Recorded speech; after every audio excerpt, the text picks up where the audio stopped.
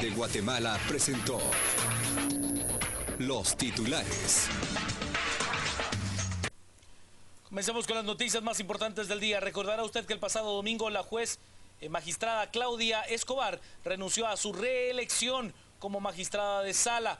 Ella hizo una convocatoria para hoy, llamando a los jueces y magistrados a reunirse y solicitar a la Corte de Constitucionalidad que deje sin efecto el proceso de elección de los nuevos magistrados de la CSJ y salas de apelaciones. Tuvo una respuesta positiva. Más de 30 jueces llegaron a dicha convocatoria.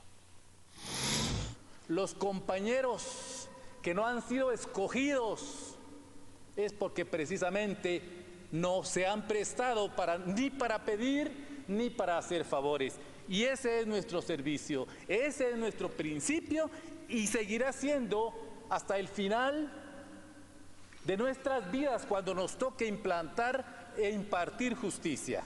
Esta es la conclusión a la que llegan jueces y magistrados del organismo judicial que se denominan jueces por la independencia judicial, ante la manipulación que consideran ha sido sometida a la elección a Corte Suprema de Justicia y Sala de Apelaciones. Los profesionales aseguran que la comisión no tomó en cuenta la ley de la carrera judicial y que constitucionalmente se debe caer todo el proceso a elección de magistrados a cortes. Los juzgadores lanzan una advertencia: si la Corte de Constitucionalidad no detiene la elección, tomarán medidas de hecho. Que dependiendo del acontecer que siga esta situación, nos vamos a reservar el derecho de tomar acciones de hecho. Que estaríamos llamando a paros parciales de las funciones de los jueces de manos caídas si la Corte de Constitucionalidad no resuelve en forma ágil sobre las peticiones que ya le han planteado diversas organizaciones en relación al tema de la selección de jueces y magistrados. Participaban magistrados y jueces de lo civil, familiar, penal y laboral, pero los ausentes y muy notables fue la integrante de la Asociación de Jueces y Magistrados. Según los jueces, invitaron a participar de la reunión al presidente de la Corte Suprema de Justicia, José Arturo Sierra, pero no acudió. Y la Procuraduría de los Derechos Humanos, por medio de su titular, Jorge de León Duque, se ha pronunciado respecto a la solicitud planteada por la magistrada Claudia Escobar. Lea usted y escuche lo planteado por la PDH, y es que la Corte de Constitucionalidad anule el proceso de selección de magistrados de la Corte Suprema de Justicia y salas de apelaciones y que vuelva el proceso a la fase de convocatoria. Es lo que solicita la Procuraduría de los Derechos Humanos. Por de pronto anuncia plantear las deficiencias que vieron en el proceso para que el Ministerio Público establezca si hay delito. Les puedo mencionar por lo menos 7, 8, 9 deficiencias en este proceso. No se definió un perfil de acuerdo con las funciones que deben cumplir los magistrados de la Corte Suprema de Justicia, sino que se adoptó el que estableció la comisión de la Sala de Apelaciones. Ese es uno. Falta de criterios para definir la tabla de gradación, que también lo denunció el procurador. Ausencia de procedimientos de confirmación de información entregada por los postulantes en sus expedientes. Nunca se confirmó esta información. La entrevista de 5 minutos que no permitió, obviamente, auscultar capacidades y conocimientos de los postulantes. 6. Diferencias de puntuación de un mismo postulante en ambas comisiones.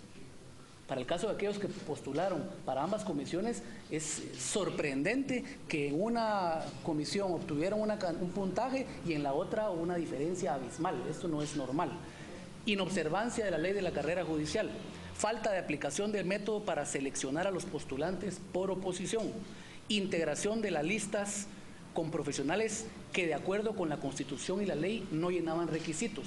Hubo jueces, por ejemplo jueces de paz, que estaban participando como candidatos a salas de apelaciones, jueces de primera instancia que participaron, y me parece que uno incluso electo, a magistrados de Corte Suprema de Justicia. No llenaban los requisitos y sin embargo estas características no fueron contempladas.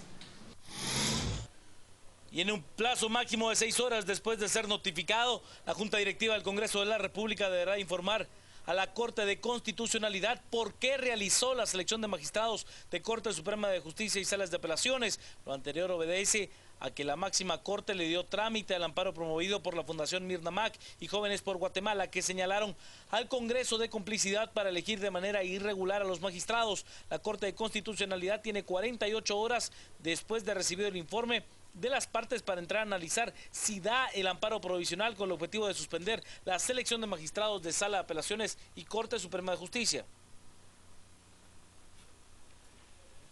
Y hablando acerca de comisiones de postulación, ¿sabe usted? Se rumora que el gobierno ya tiene seleccionado su candidato para ocupar el puesto de Contralor General de Cuentas. Según el Movimiento Pro Justicia, hay un acuerdo entre el Ejecutivo, los decanos de Economía de la San Carlos y de la Universidad Rural y el Grupo Excelencia Profesional para intentar llevar a la Contraloría General de Cuentas a Sergio Pérez, actual subcontralor de calidad de gasto, y ha llegado a Nora Segura. Al Movimiento Pro Justicia han llegado denuncias e información sobre la vinculación del aspirante Sergio Pérez con estructuras del oficialismo, que es una estructura obviamente financiada, cuya estrategia está financiada desde el Ejecutivo a través del ICS y en donde participan muchos otros sectores. Sabemos, por ejemplo, que participa de esa estrategia el decano de la Universidad de San Carlos, el decano de la Universidad Rural, hasta donde sabemos, aparte de los delegados de excelencia profesional en la comisión de postulación. Puede ser que haya más, no sabemos. Esto es lo que nos ha llegado de información a nosotros. Según Carmen Aida Ibarra, la comisión de postulación de la Contraloría General de Cuentas debe cuidarse de no caer en componendas, como lo hicieron las comisiones de magistrados de salas de apelaciones y de la Corte Suprema de Justicia. Los grupos sociales temen que el proceso para elegir al próximo Contralor General de Cuentas se atrase y ya no sea el 13 de octubre. La dificultad más profunda o más de fondo que enfrenta la comisión es cuidar de no caer en los juegos extorsivos, en las componendas en que cayeron las comisiones de postulación de candidatos a magistrados. Es muy reciente el ejemplo de lo que pasó con esos procesos de postulación, de manera que esta comisión debe poner sus barbas en remojo, debe evitar tanto como sea posible caer en situaciones de negociaciones y componendas y presiones. Por lo mismo debe cuidar los parámetros de publicidad, los parámetros de transparencia y debe cuidar la buena aplicación de la tabla de gradación. Pausa al realizar más noticias a las 8:45.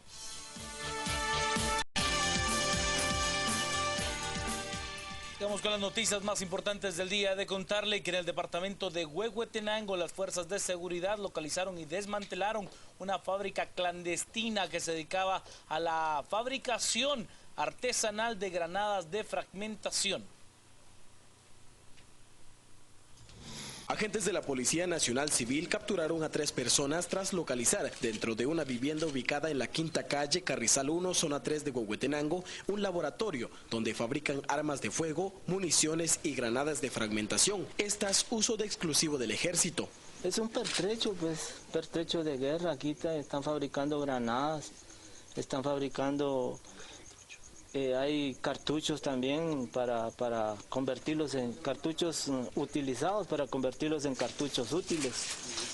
Y posiblemente también aquí pues se fabrican las escopetas hechizas. Todavía no hemos efectuado ningún registro, ninguna supervisión en el interior de la residencia, porque es una residencia donde se está fabricando granadas y están llenando los cartuchos vacíos también. Los detenidos, identificados como Damasio López García, Otto David Rivas Gómez y Pablo Adalberto López, son los principales sospechosos de fabricar los explosivos. Además de comercializarlos, presuntamente se dedican a delinquir en la ciudad. Desde Huehuetenango reporta para Canal Antigua Haroldo Mateo. A partir de mañana se restablecerá el servicio en la consulta externa del Hospital Nacional San Juan de Dios. 9 días después, sin atender la consulta externa, los médicos del Hospital San Juan de Dios levantaron la medida y a partir de este miércoles se comenzarán a atender a los pacientes, que en total fueron 7.000 citas reprogramadas. A partir de mañana las consultas externas están abiertas por completo. La postura final de la Junta de la Asamblea es que se hicieron 4 frentes de priorización. El primero es hematoncología, cirugía, traumatología y radiología, y en base a eso se le presentarán las prioridades al ministro y él pues nos dará la posibilidad de poder ver en cuánto tiempo se resuelve la compra o el abastecimiento de estos puntos del hospital. En tanto, el ministro de Salud, Luis Enrique Monterroso, asegura que se investiga todo el personal del Departamento de Compras del Hospital General y da a conocer denuncias penales por anomalías. No es secreto para ustedes que el área de compras del San Juan de Dios está completamente cerrada, porque tenemos ahí a la Comisión Presidencial de Transparencia, tenemos un equipo de 7 auditores y abogados, porque estamos haciendo la verificación del recorrido previo de la compra. Y es fundamental que clarifiquemos que hemos encontrado situaciones anómalas que van a ser corregidas y van a ser encauzadas por la vía legal que corresponde. La Comisión Presidencial de Transparencia ha estado de una manera muy apegada a la normativa y respetuosa del trabajo que desarrollamos de manera conjunta, y eso hace que también estemos aspirando a que mejore la calidad del gasto en el San Juan de Dios, que mejoren los servicios y que la situación en la que se encuentran en algunas áreas vaya mejorando paulatinamente. La Cámara del Agro se opone a lo que llama una política de precios tope por parte del gobierno. La Cámara del Agro, a través de un campo pagado, manifestó su molestia con los acuerdos que el gobierno ha pactado con distintos sectores productivos del país en cuanto a la estabilidad de precios para el año 2015. La Cámara se manifiesta de la siguiente manera: en observancia del Estado de Derecho y el precepto constitucional de libertad de industria, comercio y trabajo, contemplado en el artículo 43 de la Constitución de la República de Guatemala, los precios se establecen libremente en el mercado de acuerdo a la oferta y la demanda. Variables como la inseguridad, la calidad y disponibilidad de la infraestructura vial, la tramitología y la falta de certeza jurídica, entre otros, son factores que impactan de manera directa la estructura de costos de las empresas y en consecuencia los precios. Medidas y acuerdos de este tipo carecen de sustento técnico y envían mensajes contradictorios a los inversionistas y a los agentes económicos, generando falta de certeza jurídica y distorsiones de mercado con efectos en el mediano y largo plazo. Por lo anterior, dice la Cámara, rechazamos cualquier medida populista, incluyendo las políticas de estabilidad de precios o precios tope, que además de amenazar la libertad de empresa, han demostrado en el pasado impactos negativos en detrimento de la población en general, como en el caso de Argentina y Venezuela, o el antecedente concreto de Guatemala, en donde la política de precios tope a la leche prácticamente destruyó la producción nacional. La Cámara del Agro finaliza exhortando al presidente y a su gabinete de gobierno a trabajar en beneficio de todos los guatemaltecos para mejorar las condiciones de seguridad en el país, la certeza jurídica y la competitividad. El jefe de la bancada del Partido Patriota ha desmentido el hecho de que se hayan ofrecido más de 300.000 quetzales a cada diputado que votara a favor de los bonos por 4.000 millones de quetzales. Eso vamos a hablar más adelante. Antes le presento el clima, Yana Guerra.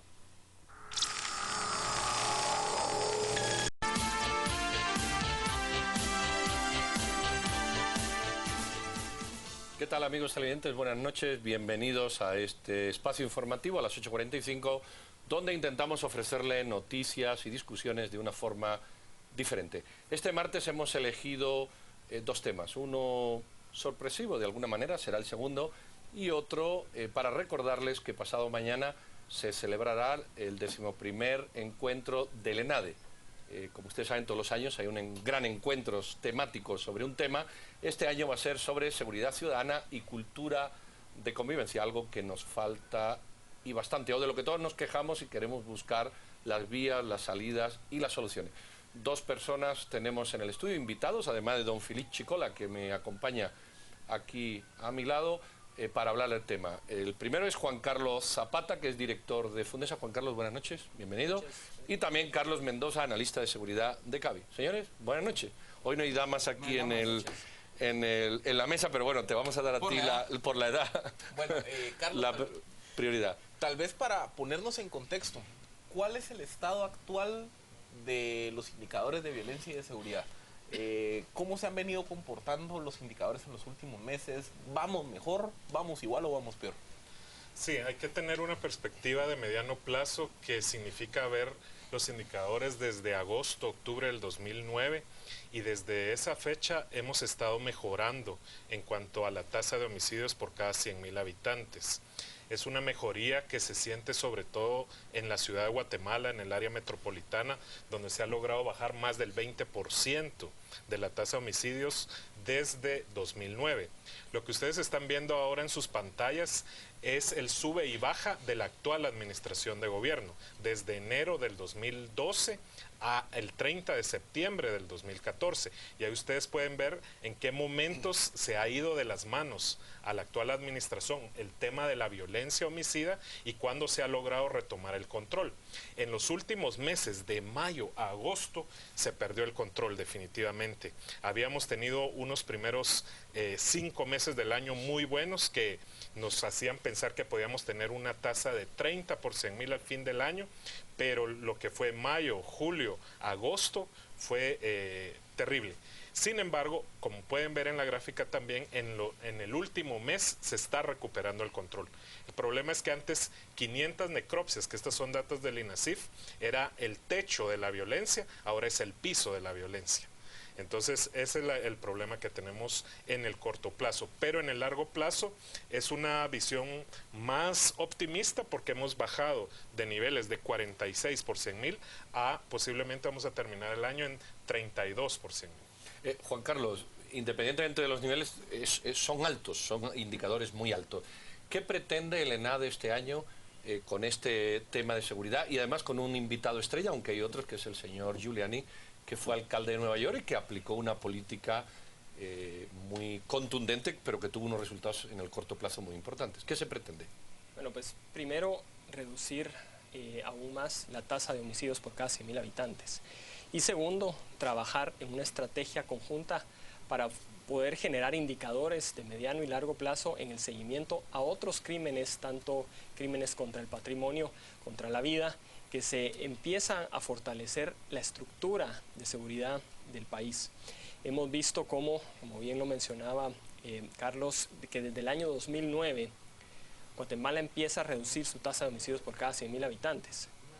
Pero cuando uno hace la pregunta, ¿y a qué se debe esto? No hay una respuesta que se repita entre diferentes expertos en materia de seguridad. Y en la medida en que podamos entender de mejor manera las razones por las cuales nosotros podemos empezar a tener una mejor incidencia en los indicadores, en esa medida creemos que es importante que la sociedad civil pueda apoyar este proceso para que las autoridades puedan tomar un mejor control de esos procesos. Carlos, siguiendo esa línea de reflexión, dice que la autoridad civil, que la autoridad política y la sociedad civil tomen... parece que dejamos esto en manos del gobierno. Bueno, esto que lo arregle el ministro de Gobernación y el partido que llega. ¿Cuál es la responsabilidad que tú ves en tus análisis de otros sectores, sea personal del ciudadano, sea de grupos sociales, sea de municipalidades, que parece que el tránsito es suyo y los demás corresponde a otro? ¿Qué elementos faltan en el rompecabezas? Sí, definitivamente uno de los aportes de este ENADE es este énfasis en que necesitamos más data para entender el problema, sobre todo sus causas del problema, pero también cuáles son las variables que nos ayudan a disminuir la violencia. Porque como decía Juan Carlos, no estamos seguros de qué fue lo que permitió este descenso. Hay varias explicaciones, algunas institucionales. Por ejemplo, cómo la Policía Nacional Civil de unos años para acá ha coordinado mejor con el MP y han cambiado sus estrategias de investigación sobre los distintos tipos de crímenes. Hay un consenso ahí, pero no hay forma empírica con data de demostrar que esa estrategia en la forma de perseguir a los criminales es la responsable de disminuir la violencia. Hay algunos estudios que hemos hecho más de tipo cualitativo, donde vemos que cuando el alcalde se compromete y coopera con el gobierno central, se logra mayor eficiencia no solamente en cultura ciudadana, en tránsito, sino también en una caída de los indicadores de delitos contra la vida, contra la propiedad y contra la libertad. Entonces también hay un juego ahí importante del gobierno local que vale la pena profundizar y debatir. Juan Carlos, el otro gran eje de este NADE será el tema de la cultura de convivencia. ¿Qué se entiende por cultura de convivencia? ¿Cuál es la responsabilidad de nosotros los ciudadanos para contribuir en todo ese proceso, tanto del gobierno local como del gobierno central, en construir un ambiente más seguro? Estamos trabajando en un concepto integral de seguridad ciudadana y en el espectro de una cultura de convivencia poder fortalecer las acciones para que entre individuos tengamos un mejor entendimiento de cómo resolver los problemas sin necesariamente llegar a limitar los derechos de los demás. Es decir, muchas veces lo que vemos en protestas que de alguna forma están garantizadas, las manifestaciones en la Constitución se transforman en protestas sociales que limitan los derechos de libre circulación, incluso muchas veces de retener a otras personas para hacer sentir que la población vea que está en desacuerdo con alguna posición. En ese sentido, lo que hemos hablado en todo este proceso, porque hemos ya realizado alrededor de 5 talleres previos al ENADE, es que se tiene que tener un mecanismo sobre los cuales las personas puedan expresar su malestar sin limitar los derechos de los demás. ¿Tú crees, Juan Carlos, que este tipo de acciones que Fundesa lleva haciendo año tras año termina siendo percibido por la población como algo que tiene reflejo en políticas públicas, o por el contrario percibís que esto es un buen ejercicio pero que los políticos no lo asumen? ¿Cuál es vuestro balance? Hemos tenido buenos ejemplos de cómo se transforma una política pública. Por ejemplo, hemos hablado de temas de competitividad. Se logró pues lanzar una agenda nacional de competitividad, fortalecer los procesos para facilitar los mecanismos, la burocracia hacia la apertura de empresas. Logramos reducir la posición de Guatemala, mejoró en 15 posiciones en el índice del Doing Business el año pasado, 8 posiciones en el índice de competitividad este año, y esos son de los temas que se han tocado durante el ENADE. En los temas sociales, el año pasado, por ejemplo, se logró el primer Acuerdo Nacional de Desarrollo Humano, se empezó a focalizar en los temas de nutrición crónica y a empezar a tener indicadores en el tema de educación. Y eso pues ayudó a que los medios de comunicación también se montaran en esa ola, empezaran a generar competencias entre colegios, entre escuelas, para que todo el seguimiento al tema de la calidad educativa se empiece a conocer por la población. Así es que creo que hemos tenido buenas noticias. Ojalá uno quisiera que todo esto avanzara mucho más rápido, pero sabemos que somos una sociedad que tenemos algunas limitantes, especialmente en cómo poder llevar esa información a otros municipios, a otros departamentos, y que esa ola en los temas de competitividad, de desarrollo económico, de atracción de inversión, empiecen a tener mejores mecanismos de comunicación en todo el país. Yo quería preguntar, Rudolph Giuliani, ¿por qué él? ¿Cuál es el proceso o la lógica detrás de invitar al exalcalde de Nueva York? ¿Qué va a aportar él al debate? ¿Por qué traer a Giuliani? ¿Qué es lo que se espera de su intervención? Bueno, desde que empezamos a hablar del tema de seguridad ciudadana, empezamos a ver ejemplos sobre los cuales podíamos traer una figura estelar. Y Rudolph Giuliani, como exalcalde de la ciudad de Nueva York, hizo una transformación de la ciudad en diferentes aspectos. Primero, en generar un sistema de estadísticas, y aquí vamos al tema de los datos, pero desde un espacio local, en donde se empiece a tener un mejor control y seguimiento de cómo un policía le puede dar seguimiento a cuántos homicidios, cuántos crímenes están ocurriendo en determinado barrio. Pero además fue importante todo el espectro de la teoría de la ventana rota que enforzó Giuliani, el poder tener una especie de tolerancia cero hacia los pequeños actos de vandalismo que empezaban a ocurrir en la ciudad de Nueva York. Él dijo, tenemos que acabar con esto. Y esa fue la transformación que basado en el Estado de Derecho, Giuliani empezó a fortalecer la institucionalidad de la ciudad, y hoy lo que vemos es que pasó de ser una de las ciudades más violentas que tenía antes, en los años 80, digamos, que tenía Nueva York, a ser una de las ciudades más seguras según el FBI, con casi 54 millones de visitantes al año. Es cierto que Giuliani tuvo esa reputación durante los años que él estuvo al mando de la ciudad de Nueva York, pero después han venido una serie de críticas sobre todo la teoría de las ventanas rotas. ¿Por qué? Porque la violencia no bajó solo en la ciudad de Nueva York. Desde esas épocas empezó a bajar en Chicago, en Los Ángeles y en casi todas las metrópolis de Estados Unidos empezó a caer la violencia. Entonces esto hizo que los autores de Freakonomics, por ejemplo, pusieran en duda que eso fuera la panacea, la tolerancia cero y el estilo de Giuliani y su jefe de policía, si esa era la variable clave, porque estaba sucediendo en todo el país. Entonces, yo creo que lo más importante quizá de esto es el énfasis en el CompStat, que es el sistema de data, porque si no tenemos data, sea cual sea la política que esté implementando nuestra autoridad, no la podemos medir y evaluar. Carlos, yo creo que siempre te preguntamos eso cuando vienes, pero ¿cuál es el estatus de la data de seguridad aquí en Guatemala? ¿Qué hay, qué no hay? ¿Cuál data es confiable? ¿Cuál tiene demasiado ruido? ¿Qué hay? Bueno, en la actualidad estoy haciendo un estudio justamente sobre eso, y al conocer un poco más el sistema informático del Ministerio Público, puedo decir sin lugar a dudas que el SICOM 2, que es el nombre que le dan, es la base de datos más comprensiva y más completa que hay en Guatemala para entender el fenómeno criminal. Y no solamente violencia homicida, sino todos los demás delitos. Al Ministerio Público llegan más de 350,000 denuncias de todo tipo de delito al año. Y es posible, desde 2008, con este sistema, darle seguimiento a cada denuncia en cada etapa del proceso judicial. De hecho, un aporte interesante en la presentación de Fundesa es lo que os denominan la efectividad, para ver cuántos de los casos en cada uno de los delitos más importantes que llegan al MP son evacuados, ya sea por salidas abreviadas o que van hasta juicio y sentencia. Ese es un aporte importante del estudio que realizaron, y esa base de datos del MP es la más completa que tenemos para hacer eso.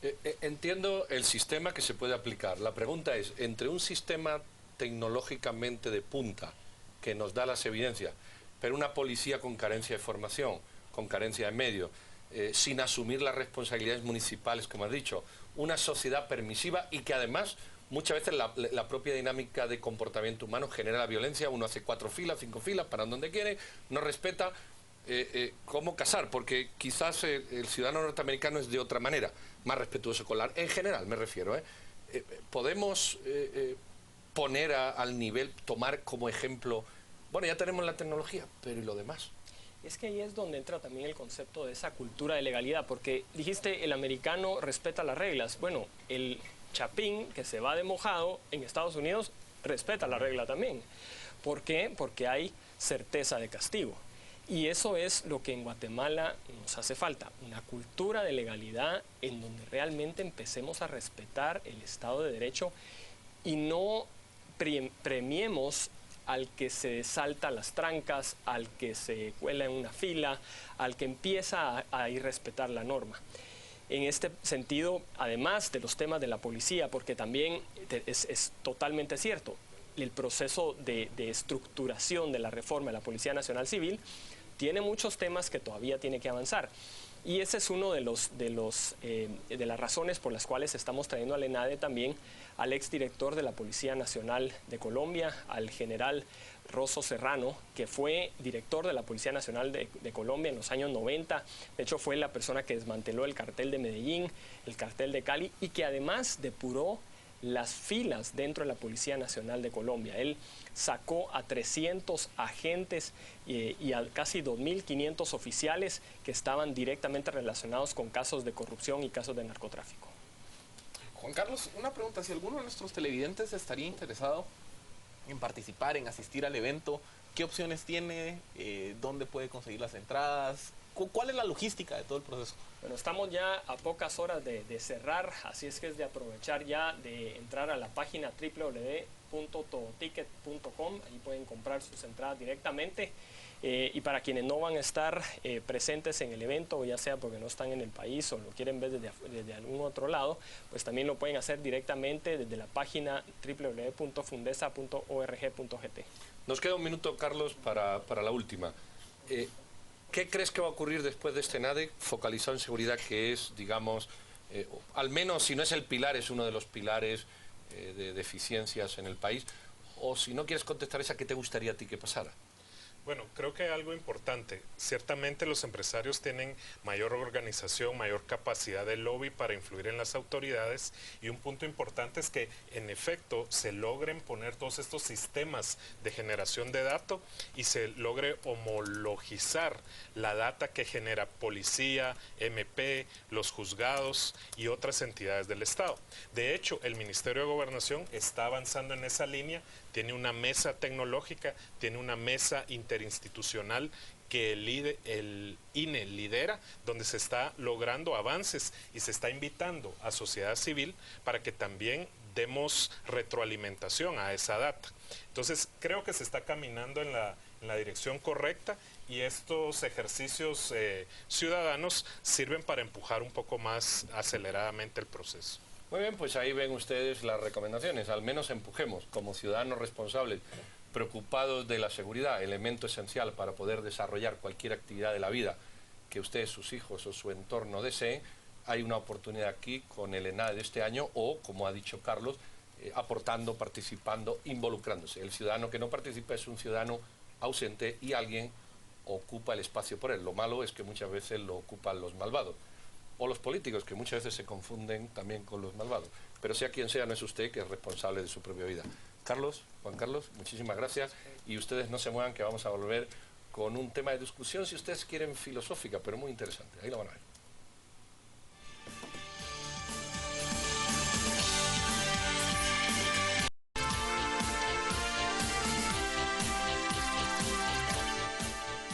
Muy bien, de regreso, como le prometimos, vamos a abordar un tema, concepción filosófica de la comunicación mediática enlazada con la política. Tenemos al decano de la Facultad de Ciencias de la Comunicación de la Universidad Camilo José Cela en España, Julio César Herrero, que es periodista y también comunicador, y hace televisión igual que nosotros. Nosotros te ponemos el caso y tú reflexionas. Dos casos. El actual presidente tiene un programa que se emite en competencia con a esta hora, pagado con dinero público. El candidato presidencial que se viene, ha salido publicado que se le asocian 4 medios, 2 de prensa, un semanario y una televisión, que en un momento determinado tendrá que sacar o rentabilizar. Eso visto desde la perspectiva ética de la comunicación y de la política. Bueno, en el primero de los casos, en el caso de un presidente que utiliza un programa de radio, un programa de televisión, ¿estamos hablando de una televisión pública o una televisión privada? Privada. Bueno, es ahí donde tenemos el primer problema. Entiendo y creo que es necesario, y así se desarrolla, yo creo, que la buena relación entre un dirigente y la clase ciudadana y entre los electores. Creo que tiene la obligación de rendir cuentas. Creo que un presidente de gobierno, estoy convencido, debe dirigirse a sus compatriotas y rendir cuentas, y sobre todo debe hacerlo, si es posible, desde una televisión pública. Creo que hay serios problemas de carácter ético, o algunos conflictos de carácter ético, el hecho de que lo haga en una televisión privada y no lo haga en otra. Si efectivamente estamos hablando de un programa de comunicación pública, esas intervenciones deberían ser en todas las cadenas de televisión, y probablemente programadas o a las mismas horas o en distintas horas, pero tratando a todos los medios de comunicación por igual, y siempre y cuando estemos hablando de medios de comunicación al mismo nivel. Es evidente que el presidente de un gobierno no va a ir a una televisión municipal y a una televisión nacional si hay 3 canales o 4 canales de ámbito nacional. Digamos que todas sean de cable o todas sean abiertas. Exacto, de la misma categoría. Esa es la obligación de un presidente de gobierno, que entiende que el papel de los medios de comunicación es fundamental en la acción de gobierno, y sobre todo que valora el trabajo de todos los profesionales sin hacer distinción. Las distinciones que, por el caso que me estáis poniendo, se hacen desde luego son incompatibles con una manera razonable, sensata, honesta y profesional de entender las relaciones entre la política y los ciudadanos, gracias a los medios de comunicación. Respecto al segundo caso, no tiene un pase, es sencillamente inadmisible. Es entendible, es comprensible que un candidato electoral utilice medios de comunicación, hasta cierto punto. El esfuerzo de un candidato, el esfuerzo elegante, legal, honesto, razonable, decente, va por otra vía, va por convencer a los medios de comunicación de la importancia de sus propuestas, de conseguir que los medios de comunicación, atraer la atención de los medios de comunicación, que pueda ir a esos programas, a programas de análisis o de debate, pero tener medios de comunicación, poner los medios de comunicación a disposición de su causa es una traición fundamentalmente a la información y al papel de la información. No es nuevo. Hay otro que se llama Berlusconi que ya lo ha hecho, pero en cualquier caso el ejemplo no parece que sea el mejor. Lo que debe hacer un político es dejar que los periodistas hagan su trabajo, los medios de comunicación en una sociedad democrática y un Estado de Derecho son interlocutores necesarios. El político no es un empresario de comunicación y lo que tiene que hacer es jugar con las mismas cartas que el resto. Esto es lo digno y lo decente. Lo otro es otra cosa. Otro caso que también ha generado mucho debate aquí en Guatemala es ese dilema o esa zona gris que existe entre el respeto a la libertad de prensa, a la libre emisión del pensamiento, versus no caer en la difamación de una persona, de un político y demás. Constantemente vemos aquí en Guatemala denuncias, principalmente en contra de columnistas de opinión, de editorialistas, en el que se les señala de que hicieron ataques sin sustento o que sencillamente se pasaron del límite. ¿Cuál debe ser el balance? ¿Cómo se puede garantizar que sin violentar el derecho a la libre emisión de pensamiento no se caiga en la difamación? O viceversa, que por querer proteger el derecho a la integridad de una persona o de un político, no limite yo la libre emisión de pensamiento. ¿Cómo jugar con esa línea gris? Hay dos debates en el planteamiento de la pregunta. Por un lado, la diferencia que debe haber clara entre información y opinión. Son dos cosas diferentes. La libertad de información y el derecho a la información es una cosa y la opinión, la posibilidad de emitir opinión de forma libre es otra. Entonces, esto sí conviene tenerlo claro porque desde un punto de vista intelectual son cuestiones diferentes que conviene no mezclar.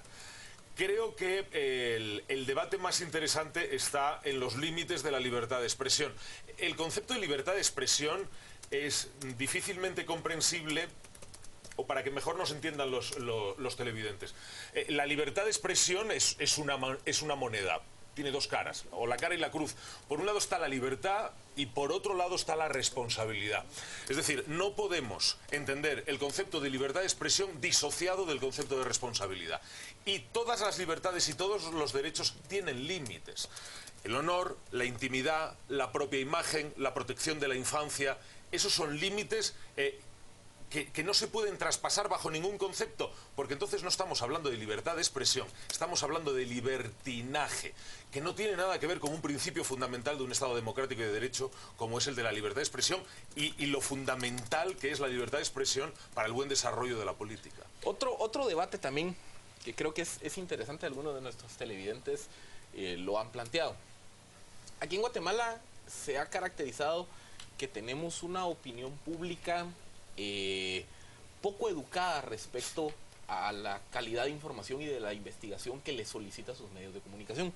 Y se ha demostrado que secciones en donde se publican rumores políticos o donde se publican chistes, burlas contra dirigentes, empresarios y demás, son secciones muy consumidas. Particularmente hay una sección en un medio escrito donde se publican rumores anónimos y también hay otra sección en un medio televisivo donde hacen burla de todas las noticias de la semana. Entonces, ¿cómo fomentar, o sea, cómo contrarrestar una tendencia que es propia de mercado? Porque el consumidor demanda eso, el consumidor se siente agradado con esa sección anónima o con esa sección de burla. O sea, ¿qué se puede hacer ahí para mejorar en general el nivel de demanda de la ciudadanía? Bueno, respecto a si es el consumidor el que demanda eso, o si el consumidor elige entre lo que hay, o si los medios de comunicación proponen y finalmente el consumidor elige, el asunto no está tan claro. Lo que sí está claro es que estamos hablando de un problema de educación, de capacidad crítica, de falta probablemente de capacidad crítica, de falta de formación de un juicio sensato en materia de política. Si estamos hablando de una sección, de un medio de comunicación que emite este tipo de rumores, por una parte el hecho de que sea anónima, como estaba diciendo antes Pedro, no tiene un pase, quiero decir, resulta inadmisible incluso que el propio medio de comunicación haya dado pábulo y cabida a una sección de esas características. Porque en principio y por decencia profesional las informaciones o lo que se trata en un medio de comunicación debe ir con firma y alguien debe ser el responsable. Hay que poner nombres, apellidos y caras a las cosas. También es verdad que en un medio de comunicación no es el mejor sitio para difundir rumores, sino noticias. Un medio de comunicación que se dedique a dar pábula a rumores, que la gente saque conclusiones sobre la calidad del medio de comunicación del que podamos estar hablando.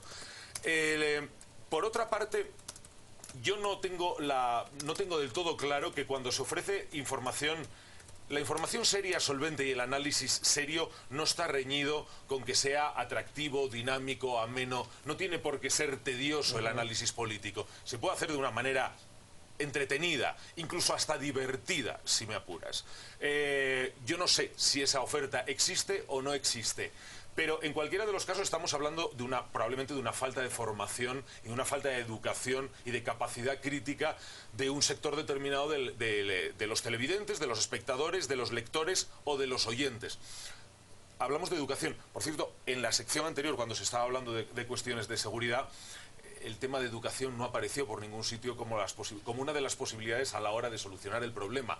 Más allá de la represión, de las medidas judiciales, de que la gente sepa que quien la hace la paga, todo eso está muy bien, pero la educación es fundamental. Si los chavales en el colegio, en la escuela, no entienden cómo funciona esto, no tienen claro el concepto de responsabilidad, el concepto de los valores, de qué manera se ejercitan los valores para el crecimiento de una sociedad, no estamos haciendo nada. Con los medios de comunicación pasa lo mismo. A conocer los medios de comunicación y a entender los medios de comunicación también se aprende. Si la gente está consumiendo eso y eso está teniendo éxito, el país, o por lo menos algunos medios de comunicación, tienen un problema. ¿Cuál es, en tu percepción, el valor de un medio? Muchos piensan que es la difusión, la calidad de los periodistas que tiene, la calidad del papel o de la imagen o de la voz. Si tú tuvieras que reducir, posiblemente no haya uno, pero 3, 4, 2 pilares, es decir, no, el valor de un medio en el largo plazo como medio de comunicación con credibilidad, ¿dónde lo situarías? En la calidad, la solvencia y la capacidad para estar a la altura de situaciones. Las fáciles, que eso es muy sencillo, y sobre todo las más complejas. Ser capaz de... el medio que demuestre que es capaz de hacer aquello para lo que está llamado, porque finalmente un medio de comunicación, aunque sea una empresa, no es una empresa cualquiera, no es una empresa que se dedica a vender zapatos. Un medio de comunicación está trabajando con algo muy sensible, con algo extraordinariamente importante para la población, y es la información. Esa información que va a permitir que después la gente decida el comportamiento de voto, decida qué va a votar. Insisto, un medio de comunicación no es una empresa en donde el dueño puede hacer lo que le venga en gana simplemente porque invierte su dinero. No, hay una responsabilidad social añadida mucho mayor que la de cualquier otro tipo de empresa, porque esa actividad está incidiendo en algo fundamental en un país que pretende ser libre y en un Estado democrático, y sobre todo democrático y de derecho. Luego, las características que yo creo, o que estoy convencido que deben definir a un medio de comunicación que garantice su permanencia en el tiempo, que se consolide, es aquel medio que sea capaz fundamentalmente de ejercer una labor fundamental, que es la de contrapoder. No es la de cuarto poder, que algunos medios disfrutan siendo un poder. No, para eso hay una cámara, hay unos diputados, hay unas campañas que se pueden hacer o donde uno puede concurrir. Un medio de comunicación no tiene que ser un poder, debe ser un contrapoder. Vigilar y denunciar, y hacerlo con honestidad, con independencia y con objetividad. Eso, que es muy difícil de mantener en el tiempo, es lo que diferencia a los grandes medios de los que lo intentan. Queda un minuto y una pregunta. A ver, otro debate también un poco en esa línea. Aquí en Guatemala tenemos una ley que dice: los políticos no pueden hacer campaña antes de 6 meses de las elecciones. Constantemente se viola la norma, y hay todo un debate si la norma es correcta o no. Pero también el nuevo debate que se ha generado es: ¿los medios de comunicación le deben de vender pauta o espacio a los políticos antes de los 6 meses? ¿La sanción debe de incluir a los medios o solo debe ser contra el político que viola la norma? Bueno, en cualquier caso, en una compra-venta tienen tanta responsabilidad el que compra como el que vende. La cuestión está en si la norma respecto al momento en donde iniciar la campaña y empezar a difundir propaganda es razonable o no es razonable. Bien es cierto que el político, cualquier político vive en una campaña permanente. Otra cosa es que después la ley quiera delimitar el momento en donde ya se puede hacer la propaganda, ya se pueden lanzar las promesas, ya se pueden sacar los carteles a la calle y hacer los mítines. En algún momento hay que delimitar, porque si no sería terrible, pero fundamentalmente por cuestiones de financiación, por infinidad de razones. Luego creo que lo fundamental es repensar seguramente la norma. No soy partidario de que los políticos compren espacios en los medios de comunicación, particularmente no lo soy. Creo que lo que tienen que hacer es ganarse la atención de los medios de comunicación, siempre y cuando los medios de comunicación no se casen con partidos y con políticos y sean honestos e intenten dar la información como toca. Muy bien, Julio César, muchísimas gracias por esta charla de corte filosófico, pero que tiene una incidencia notable en lo que ocurre en el país, que de eso se trataba. Así que esperamos haber sido, o haber transmitido y seleccionado, primero seleccionado y luego transmitido, los temas que les pueden servir para su discusión. Y sin más preámbulos, don Felipe Chicola y un servidor, además de nuestro invitado, nos despedimos de ustedes, vamos a un corte y luego posteriormente a deportes. Tengan feliz noche.